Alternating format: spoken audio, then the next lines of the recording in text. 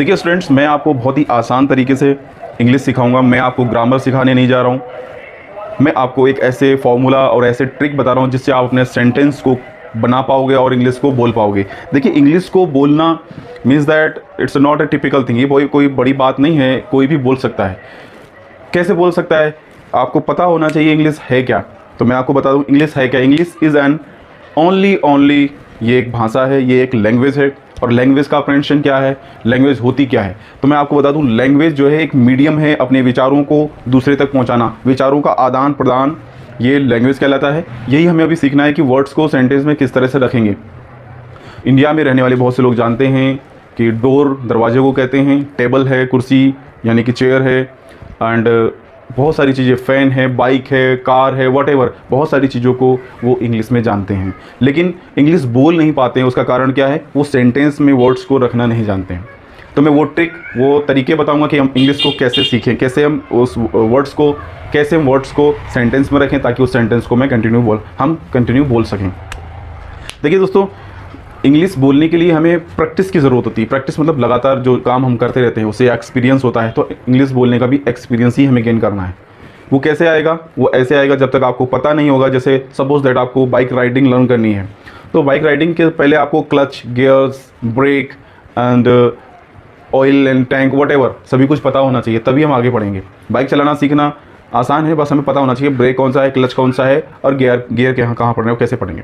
तो यही चीज़ हमें समझना है कि अब उस वर्ड्स को कहाँ पर प्लेस करना है, कहाँ पर हमें रखना है। तो लेट्स स्टार्ट आवर वीडियो। तो दोस्तों, हम स्टार्ट करेंगे V1। ये कोई ग्रामर नहीं, पहले दोबारा से बता रहा हूँ, ये ग्रामर नहीं है, लेकिन आपको इससे बहुत जल्दी समझ में आएगा। तो दोस्तों, V1 का मतलब होता है वर्ब की फर्स्ट फॉर्म, पहली अवस्था। तो हम कुछ फॉर्मूलों को लेकर के सेंटेंस को क्लियर करेंगे, सेंटेंस बनाएंगे। फॉर्मूले जैसे मैथ में यानी कि गणित में कुछ फॉर्मूले होते हैं, उससे सारे जो मैथ के सवाल हैं, जो सम्स है, वो सॉल्व हो जाते हैं। वो तो उसी तरह से इंग्लिश के कुछ फॉर्मूले दे रहा हूँ जो बहुत ही आसान से फॉर्मूले हैं, जिसकी मदद से आप 1 से 1000 तक के सेंटेंस बना पाओगे बहुत ही आसान भाषा में, बहुत ही आसान तरीके से। तो सीखते हैं। तो दोस्तों, V1 का मतलब होता है कि वर्ब की पहली अवस्था, फर्स्ट फॉर्म। इसमें मैं आपको फॉर्मूला बताने जा रहा हूँ। फॉर्मूला क्या है? सब्जेक्ट अगर आपका सिंगुलर है देन वर्ब की पहली अवस्था रखी जाएगी, उसके साथ में एस या फिर और या फिर ES लगा करके फिर हम ऑब्जेक्ट लिख देंगे। अगर सब्जेक्ट सिंगुलर है, अगर सब्जेक्ट प्लूरल है, प्लूरल का मायने होता है कि बहुवचन, प्लूरल है, तो वर्ब की पहली फॉर्म के साथ में आपको कुछ नहीं लगाना है, डायरेक्ट ऑब्जेक्ट में आ जाना है। ये फॉर्मूला तो मैंने लिख दिया, लेकिन दोस्तों ये फॉर्मूला को एक्सप्लेन नहीं किया तो आपको समझ में नहीं आएगा, क्योंकि समझना हमारे लिए बेहद ज़रूरी है कि ये है क्या। तो हम समझेंगे सबसे पहला सब्जेक्ट। तो सब्जेक्ट क्या होता है? दूसरा है सिंगुलर क्या होता है, सिंगुलर क्या होता है, एंड तीसरा है प्लूरल यानी कि बहुवचन क्या है, एंड देन आफ्टर आता है ऑब्जेक्ट। नोट कर लीजिएगा दोस्तों, बहुत ही इंपॉर्टेंट है, मैं आपको बताने जा रहा हूं। सब्जेक्ट का मतलब होता है कर्ता। मैं आपको एक्सप्लेन कर रहा हूं। कर्ता का मतलब होता है किसी भी क्रिया को करने वाला। करने वाला कोई भी हो सकता है, लड़का, लड़की, बूढ़ा, जवान, या कोई ग्रुप हो सकता है, कई लोगों का ग्रुप हो सकता है। तो कर्ता यानी कि करने वाला।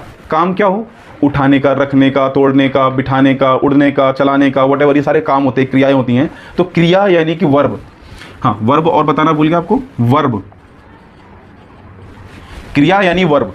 ये क्रियाएं जो करने वाला होता है उसे कर्ता कहते हैं, कर्ता इंग्लिश में उसको सब्जेक्ट कहते हैं। दूसरा है सिंगुलर। सिंगुलर का मतलब होता है एक वचन। तो दोस्तों, एक वचन आता है। प्लूरल का मतलब होता है बहुवचन। प्लूरल का मतलब है बहुवचन, और ऑब्जेक्ट का मतलब होता है कर्म, यानी जिस पर काम होता है। कर्म उद्देश्य यानी जिस पर काम होगा। जैसे मैं बाजार जाता हूं, मैं सब्जेक्ट हुआ और क्रिया है जाने की, और ऑब्जेक्ट क्या हुआ? बाजार। किस पर काम होगा? बाजार जाने पर, यानी हमें बाजार जाना। तो बाजार क्या है? कर्म है, उद्देश्य है। तो इसको कर्म या उद्देश्य कहेंगे, यानी जिस पर काम होना है, जिस उद्देश्य से काम होना है, उसे हम क्या कहेंगे? ऑब्जेक्ट। लास्ट वन है वर्ब। वर्ब मतलब होता है क्रिया। अब आपको बता दूं क्रिया क्या होता है। क्रिया मतलब कोई भी काम, चलना, कूदना, दौड़ना, लिखना, सुनना, समझना, बताना, या फिर व्हाटएवर जो भी काम होते हैं, लिखना या कोई भी काम हो उसको हम क्रिया कहते हैं। क्रिया को करने वाला कोई ना कोई होता है तो उसे हम सब्जेक्ट कहते हैं, यानी कर्ता। और जिस पर काम होता है, मैं लेटर लिख रहा हूँ तो लेटर पर काम कौन कर रहा है, लिखने का काम कर्ता कर रहा है लेटर पर, यानी उद्देश्य उसका लेटर है। तो दोस्तों आपको समझ में आ गया क्रिया यानी कि कोई भी काम। अब आपको मैं एक्सप्लेन कर दूं सब्जेक्ट कितने तरह के होते हैं, दो तरह, सिंगुलर और प्लूरल। तो सिंगुलर में कौन कौन से सब्जेक्ट आते हैं जानेंगे। सिंगुलर में आता है दोस्तों ही, शी, इट एंड नेम। तो दोस्तों ही का मतलब होता है HE, ही का मतलब होता है वह, लड़कों के लिए लगाया जाता है वह। शी मतलब लड़कियों के लिए वह लगाया जाता है। इट निर्जीव चीज़ों के लिए, इट्स माई पेन, ये निर्जीव है, इसके अंदर जान नहीं है, तो इट निर्जीव चीज़ों के लिए लगाया जाता है। और आखिर में आता है नेम। अच्छा, नेम किसी का भी हो सकता है, वो चाहे लड़का हो, लड़की हो, बूढ़ा हो, जवान हो, प्राइम मिनिस्टर हो, CM हो, PM हो, व्हाटएवर, वो कुछ भी हो, कोई अधिकारी हो, उसका नाम होगा। किसी एक व्यक्ति विशेष का नाम सिंगुलर ही होता है। चार लोगों का नाम मिलाकर एक नहीं होता, एक किसी एक ही व्यक्ति का नाम होगा, वो चाहे पद या उसका कोई डेजिग्नेशन कुछ भी हो तो नाम होगा दोस्तों। तो नाम भी किस में आता है, सिंगुलर में। अब आपको समझ में आ गया होगा कि ये फॉर्मूला कैसे काम करेगा।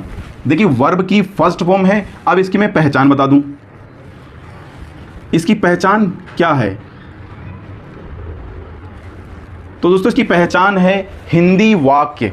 मैं पहले वाक्य को क्लियर कर दूं। वाक्य किसे कहते हैं, किसी एक बात को कंप्लीट करने को वाक्य कहते हैं। जैसे मैं रोज सुबह नहाता हूं, ये एक वाक्य हो गया। तो वाक्य, मैं बाजार जाता हूं, एक ये वाक्य हो गया, इसको हम सेंटेंस कहते हैं इंग्लिश में।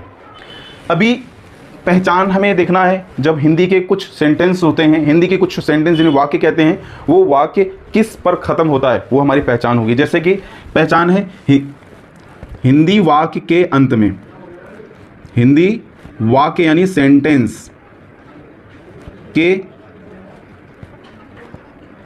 अंत में क्या आना चाहिए, ता है, ती है, ते हैं,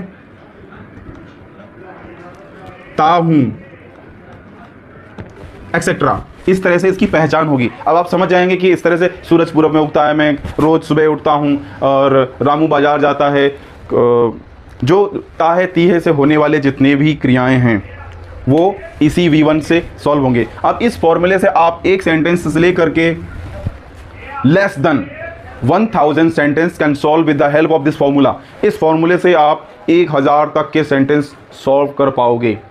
कैसे, इसकी हेल्प कैसे लेनी है मैं आपको अब हेल्प बताता हूं। जैसे मैं सिंपल बताऊंगा ताकि आपको आसानी से समझ में आ जाए। मोस्टली जैसे किताबों में रहता है, राम बाजार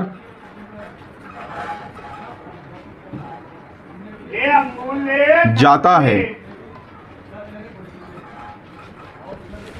दोस्तों बहुत ही गौर दीजिएगा क्योंकि ये बहुत ही इंपॉर्टेंट है, अभी आपको समझ में आने वाला है।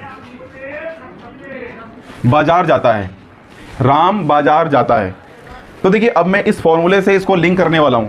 कैसे होता है, देखिए राम एक नाम है, नेम है। नेम किस में आता है, सिंगुलर में। किस में आ रहा है, सिंगुलर में। नेम सिंगुलर में आ रहा है तो नाम ले लिया मैंने, राम बाजार जाता है। अब मैं इसके फॉर्मूले की तरफ देखूंगा। फॉर्मूला क्या कहता है, सब्जेक्ट यानी करने वाला कौन है, राम है, वो कौन किस में आता है, सिंगुलर में आता है, एक वचन में आता है। तो ये पूरा हो गया। अब आता है V1 यानी कि क्रिया। क्रिया क्या कर रहा है वो, क्रिया की अवस्था क्या है पहली, तो मैं लिखूंगा राम। अब क्रिया लिखनी है यानी कि V यानी कि वर्ब। वर्ब की पहली अवस्थाएं मैं आपको बताऊंगा, ये इसके आपको इंटरनेट से भी डाउनलोड कर पाओगे। फॉर्म्स ऑफ वर्ब यानी कि वर्ब की अवस्थाएं।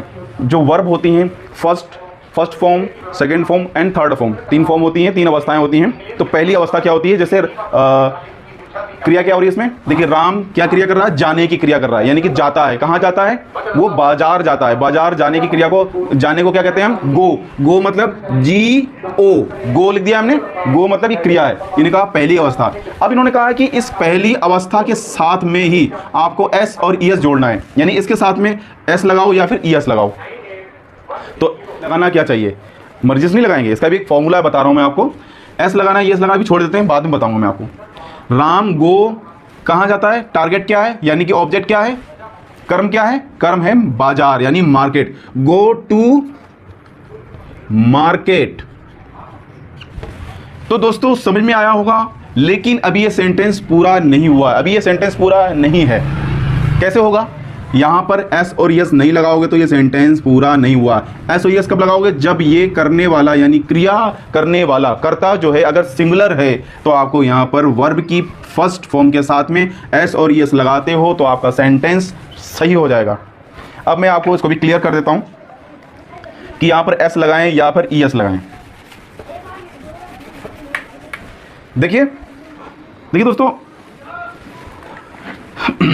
अब वर्ब के लास्ट में क्रिया है यानी कि वर्ब्स लास्ट या इसके अंत में, वर्ब के अंत यानी आखिर में अगर ओ आता है, एक्स आता है, सी एच आता है, एस एच आता है तो हम क्या लगाते हैं, ई एस। तो वर्ब क्या है, गो। गो के आखिर में क्या आ रहा है दोस्तों, गौर कीजिएगा, बहुत ध्यान देना है आपको। जी यानी कि जो वर्ब है, जो क्रिया है वो है गो। गो मीनिंग है जाना, तो गो यानी इसके आखिर में, इसके अंत में ओ आ रहा है तो यहाँ पे क्या है, O X S H C H S H. आने पर क्या लगाते हैं हम, ई एस लगाते हैं। आने पर क्या लगाते हैं, ई एस। तो यहाँ पर क्या आया, ओ आ गया वो। अब यहाँ क्या करेंगे हम लोग, ई एस लिख देंगे। अब क्या हो गया, राम गोज टू मार्केट, आपका सेंटेंस पूरा हो गया। अभी एक सेंटेंस और बनाता हूं मैं, जैसे कि महेश हर हफ्ते अमेरिका जाता है। हर हफ्ते अमेरिका जाता है, तो इसको ट्रांसलेट करते हैं। आप थोड़ा सा हेल्प कीजिएगा मेरी, कैसे करूंगा। देखिए महेश क्या है, करता है यानी सब्जेक्ट है, तो मैंने महेश लिख दिया।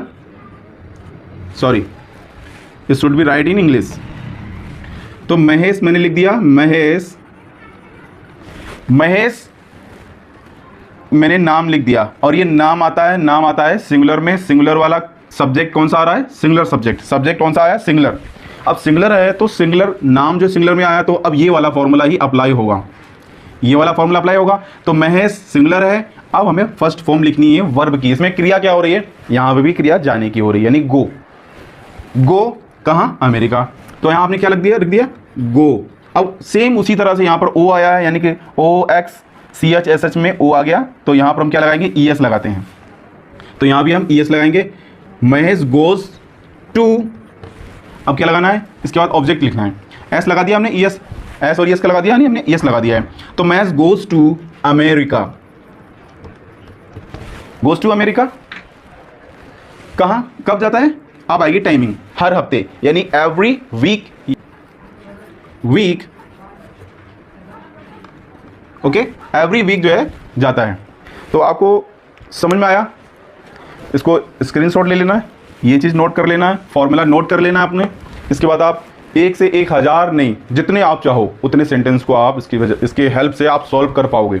तो आपको ये पहला लेक्चर मेरा कैसा लगा, आपको कमेंट करके जरूर बताएं। अगर किसी तरह की कोई भी जानकारी लेनी हो तो आप कमेंट कर सकते हैं, नहीं आप ये लगातार आपको टीच करता रहूँगा मैं। आप जुड़े रहिए, आपने ज़्यादा से ज़्यादा बोलना है, जो वर्ड्स आपको मिल जाए उनको आपने कोशिश कीजिए, आपने ज़्यादा से ज़्यादा बोलना है। उसके लिए आपको अपना एक पार्टनर बनाना होगा। पार्टनर कैसे बनाओगे आप, अगर आपका कोई ब्रदर है, सिस्टर है या फ्रेंड है तो उसे भी कहें साथ में पढ़ें, या फिर नहीं पढ़ सकते, नहीं कर सकते तो आपने अपने आप से बात करनी है। इंग्लिश एज मीनिया मीन्स पागलपन है। अगर आप कुछ सीखना चाहते हो तो उसको लर्न करने के लिए आपने सीखना है, ओनली वर्ड्स को बार बार बोलना है, सेंटेंस को बार बार बोलना है और इसको याद रखना है। अब क्या करना है, पहले हमें हिंदी में सेंटेंस क्रिएट करना है, देन आफ्टर उसको इंग्लिश में ट्रांसलेट करना है, फिर उसको इंग्लिश वाले को बार बार बोलना है। अब मैं वो चीज़ें सिखाऊंगा जो डेली रूटीन में आती हैं, यानी कि रोजाना रोजमर्रा की लाइफ में जो हम वर्ड्स बोलते हैं। देखिए, आप जब तक प्रैक्टिस नहीं करोगे तब तक आप नहीं बोल पाओगे। कितनी अच्छी बुक आप ले लें, कितनी अच्छी वीडियो देख लें, आप कितने अच्छे लेक्चर सुन लें, लेकिन जब तक आप खुद पर अप्लाई नहीं करोगे तब तक आप नहीं सीख पाओगे। ये वीडियो उन लोगों के लिए है, बहुत ही प्राइमरी लेवल से पढ़ा रहा हूँ मैं आपको, जो लोग काम में लग गए हैं, पढ़ने का टाइम नहीं मिला है, या उनको इंग्लिश के कुछ वर्ड्स की ज़रूरत पड़ती है, कुछ काम ऐसे हैं जो करना चाहते हैं लेकिन नहीं कर पाते हैं, वो थोड़ा सा टाइम दे करके इसको लर्न कर सकते हैं। And thanks for watching. Next video में फिर मिलते हैं, तब तक के लिए थैंक यू।